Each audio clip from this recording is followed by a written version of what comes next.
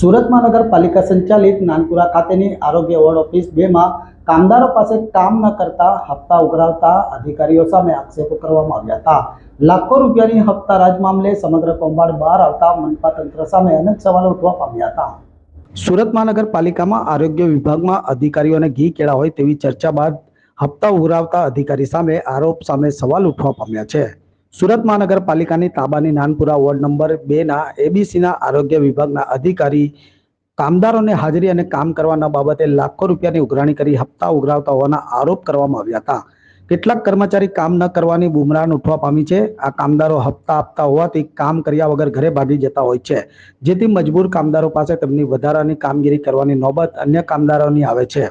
લાડકા બની ગયેલા અને હપ્તા આપતા કામદારો સાથે આરોગ્ય અધિકારીનું વર્તન અલગ હોય છે અને હપ્તા ના આપતા કર્મચારી પાસે વધારાના કામ સાથે હેરાનગતિની પણ બૂમ ઉઠવા પામી છે।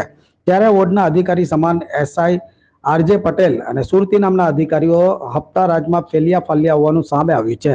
જો કઈ કામદાર વિરોધ કરે તો શોકોજ નોટિસ સહિતની કામગીરી કરવા ધમકાવતા હોવાની ચર્ચા ઉઠી છે અને જો કામદારો હપ્તા આપવાનું ના કહે તો તેવા કર્મચારીને અધિકારી કામ અંગે ત્રાસ આપતા હોવાના પણ આરોપ થવા પામ્યા છે। શું આવા ભ્રષ્ટ અધિકારી સામે એસીબીની તપાસ થવી જોઈએ? તો બીજી તરફ સુરત મહાનગરપાલિકાના આરોગ્ય કમિશનર આવા ભ્રષ્ટ અધિકારી સામે પગલાં ભરી કાર્યવાહી કરશે કે નહીં તે જોવું રહ્યું। જી ભાઈ, શું નામ તારું? રાકેશ રાજુભાઈ રાઠોડ। રાકેશભાઈ રાજુભાઈ રાઠોડ। બોલ ભાઈ, શું તકલીફ છે? મારી ઓફિસમાં દૂરથી બરોડાથી, આમોદથી અને દૂરથી આવે છે એ લોકોના બધાના 8 વાગે હાજરી પુરાય છે ને બીજા સભ્ય છે બપોરના બધાનું સેક્શન ચાલે છે। સેક્શન ચાલતા હોય એ લોકોના નામ ખબર? એ બધાના નામ આપી દઈશ। એમાં અમુક છે ભાઈ, ગીતાબેન બરોડાથી આવે છે એમનું બપોર પછીનું, ભાવનાબેન હરિવર્ધન, આશાબેન, બલવંત નટવર, એ બધાના સેક્શન ચાલે છે। પછી આમોદથી કોણ આવે છે? આમોદથી ડાહીબેન પરસોત્તમ। હા, તે લોકો કેટલા વાગે પંચિંગ કરે બધાય? એ લોકો 8 વાગે સુધી અને પછી બપોરે કેટલા વાગે કરે? બપોરના 2 વાગે પછી છૂટા। અને તમને લોકોને? અમારા લોકો 4 ટાઈમ પંચિંગ કરવાનું અને કામ કરવાનું તમારા લોકો? કામ કરવાનું। અને એ લોકોને કામ કરવાનું? એ લોકો ઘરે। અને તમે લોકો કંઈ વિરોધ કરો તો? વિરોધ કરીએ તો બધું લખાણ આપો, ના આપો, તે આપો એમ કહે છે। બદલી કરી નાખવાની ધમકીઓ આપે? હા, બદલી કરાવી નાખીએ।